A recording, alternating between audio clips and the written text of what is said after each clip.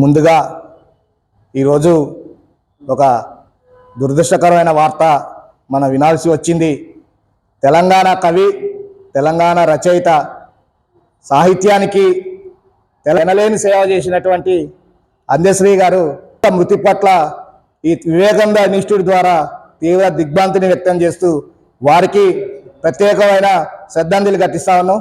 అదేవిధంగా వారు మలిదశ ఉద్యమం ద్వారా జయ జయ అని తెలంగాణ పాట ద్వారా తెలంగాణ ప్రజలలో చైతన్యాన్ని, స్ఫూర్తిని రగిలించి వారు ఈరోజు ఈ యొక్క మన తెలంగాణలో తెలంగాణ విడిచి ఈరోజు వారు చనిపోవడం అనేది అత్యంత బాధాకరంగా ఈరోజు మీకు మీ ముందు వ్యక్తం చేయడం తెలుపుతా ఉన్నాం. కావున ముఖ్యంగా వారికి శ్రద్ధాంజలి ఘటిస్తా ఉన్నాం వివేకానంద ఇన్స్టిట్యూట్ ద్వారా.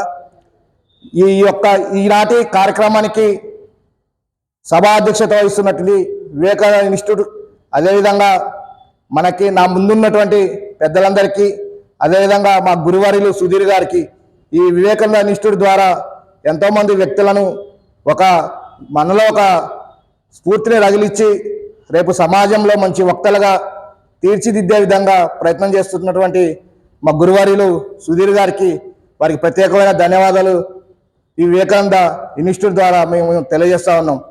అదేవిధంగా వారు ఈరోజు వాస్తవంగా లాస్ట్ రోజు అంటే నాకు కొంత బాధ కలిగింది. అంటే ఇంటి దగ్గర నుంచి వస్తున్నప్పుడే నాకు కొంత బాధ అనిపించిందంటే రేపటి నుంచి నాకు ఈరోజు ఇక్కడ రోజు నేను ఈ 15 రోజులు నా కుటుంబ సభ్యుల కంటే ఎక్కువగా మీతో ఆత్మీయంగా మీతో పాల్పంచుకోవడం జరిగింది. రేపటి నుంచి ఈ వ్యక్తులు నాకు కనపడరు, మాట్లాడితే ఎప్పుడైనా ఫోన్లో అన్నా అని చెప్పి మాట్లాడగలుగుతాం. రేపటి నుంచి ఇట్లా కూర్చొని మాట్లాడే అవకాశాన్ని కోల్పోతున్నా అనేది భావన నాకు ఇంటి దగ్గర నుంచి బయలుదేరినప్పుడే నాకు కలిగింది. అలాంటే ఇన్ని రోజుల నుంచి ఈ యొక్క వివేకానంద ఇన్స్టిట్యూట్ ద్వారా ఇలా కొత్త పరిచయం చేసింది కూడా ఈ వివేకానంద ఇన్స్టిట్యూట్ మా గురువారిలు అని చెప్పేసి వారికి కూడా మరొకసారి మేము ప్రత్యేకమైన ధన్యవాదాలు తెలియజేస్తా ఉన్నాం. అదేవిధంగా ఈరోజు వాస్తవంగా సార్ చెప్పారు, మీరు ఈ వివేకానంద ఇన్స్టిట్యూట్ ట్రైనింగ్ ప్రోగ్రామ్కి వచ్చిన దగ్గర నుంచి ఈ రోజు వరకు లాస్ట్ 15వ రోజు వరకు కూడా మీలో జరిగిన మార్పులేంది, మీలో వచ్చిన అసలుకి ఏంది అని చెప్పేసి మనల్ని మాట్లాడే నాకు అవకాశం కల్పించి దానిలో భాగంగా ఈరోజు మీకు చెప్పడం జరుగుతుంది. వాస్తవంగా నేను భారతీయ జనతా పార్టీలో క్రియాశీలంగా కొనసాగుతున్న టైంలో నేను ర్యాలీలు, ధర్నాలు, అనేక ప్రోగ్రాంలలో పార్టిసిపేట్ చేసినప్పుడు నాకు మీడియా వాళ్ళు కొంత మాట్లాడటానికి నా ముందు మైక్ పెట్టినప్పుడు నాకు కాలు చేతులు వణికాయి కాక నేను నీ ఇంటి దగ్గర ఎంతో ప్రిపేర్ అయ్యేటోని, నేను మీడియా ముందు అట్ట మాట్లాడాలి, నేను ఇట్లా చేయాలని చెప్పేసి అనిపించేది. కానీ ఎందుకో మైక్ ముందు రాగానే నా కాలు చేతులు వణికాయి. నీ మాట్లాడిసిన మాటలన్నీ మర్చిపోయి మాట తడబడేది, నీ చక్కగా చూడపోయేది. వాళ్ళు సరంగా ముఖమంతా ఒక రకంగా పెట్టుకునేది మీడియా వాళ్ళు కూడా. తర్వాత నాకు అనిపించేది వీళ్ళందరూ మాట్లాడుతూ ఉండంటే చూస్తూ ఉండంటే నాకు వీళ్ళందరూ మాట్లాడుతుంటే నేను అక్కడ కూర్చున్నా చేసినా నాకు శాల్వాలతో సన్మానం చేసినా నాలో ఒక రకమైన బాధ, ఒక గిల్టీ ఫీలింగ్ ఉండేది. నేను ఎందుకు మాట్లాడలేకపోతున్నా, ఎప్పటికీ నేను ఇదేనా, నా స్థానం ఇదేనా, నాలో ఇంకెప్పుడు మార్పు వస్తుంది అని చెప్పేసి ఉద్దేశంతో నేను ఇంటికి వెళ్ళి నా భార్యతో చర్చించావాన్ని నైట్ పూట.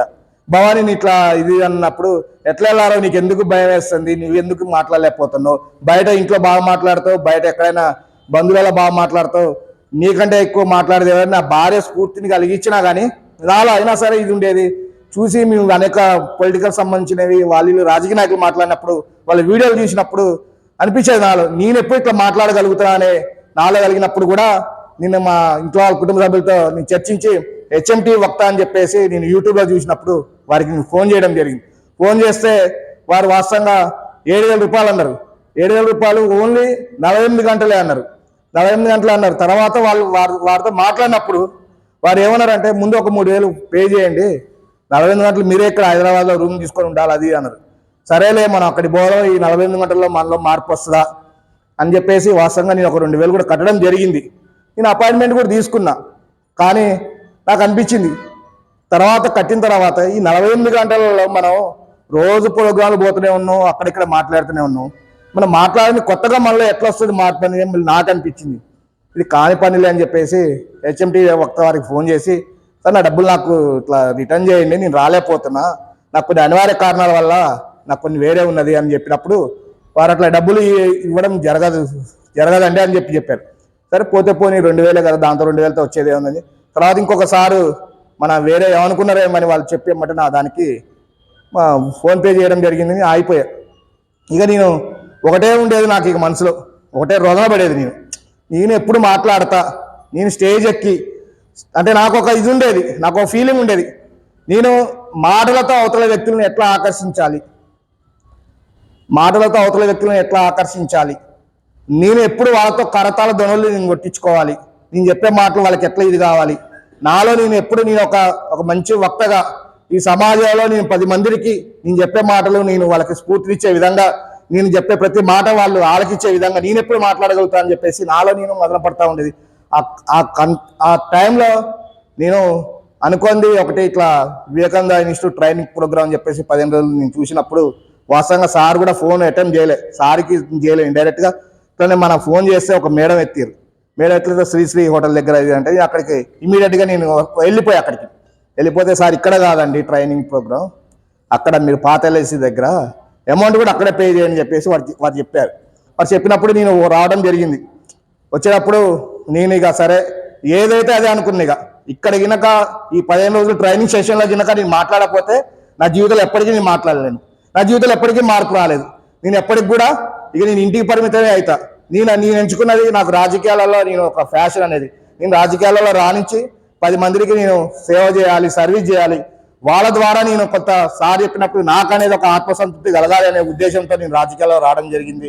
నా కుటుంబాలకు కూడా నేను ఒక జవాబుదారితనంగా ఉండాలని చెప్పేసి ఉద్దేశంతో నేను ఈ రాజకీయాల్లోకి వచ్చినప్పుడు, నేను అనేది ఖచ్చితంగా రాజకీయాల్లో రాణించాలంటే ఫస్ట్ ఆఫ్ ఆల్ ఈ మైక్ పట్టుకొని మనం ఎప్పుడైతే మాట్లాడగలుగుతామో ధైర్యంగా, మనం ఎప్పుడైతే సబ్జెక్ట్ మనం చెప్పగలుగుతామో అవతల వ్యక్తులకి, మనం ఎప్పుడైతే మనలో ఉన్న ప్రతి అంశాన్ని మనం విపులీకరించి చెప్తామో ఆ రోజు మాత్రమే మనం ఇక్కడ సక్సెస్ అవుతామని చెప్పేసి నేను అనుకున్నప్పుడు, ఇక్కడ కూర్చున్నప్పుడు నాకు కొంత ఇక్కడ కూర్చున్నప్పుడు ఈ బ్యాచ్ కాక ముందు బ్యాచ్లో కూడా నేను కూర్చున్నప్పుడు 15-20 మంది ఉండేటోళ్ళు, నాకు భయం వేసేది. నాకు ఏమన్నా నిజంగానే మాట్లాడతానా, నాకు ఉన్నదా, మళ్ళీ నాకు అదే అనిపించేది కానీ మా గురువారిలు సార్ని వాస్తవంగా నేను పాదాభివందనం చేయాలి శిరస్సు.